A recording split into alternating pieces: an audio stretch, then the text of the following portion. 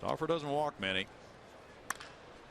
That's a liner over shortstop into left center field. Very impressive swing of the bat. And Clint Barmas is on. He grounded out to third earlier.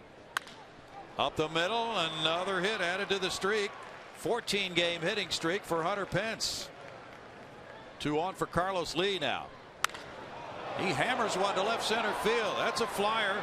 T. Cody back on the run. It bounces, stays. No, it goes out of play. And that'll cost the Astros because Hunter Pence is dashing home on the heels of Clint Barmas.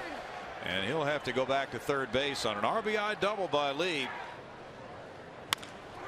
Grounded, and there's a good play. Forsythe to his left, gets the out there, but Hunter Pence scores. Chop slowly to the left side. Ooh, a bad hop comes up and safe at first as Carlos Lee scores to make it 4-0. A shot on one hop. Bartlett to second and Forsythe on high to first base.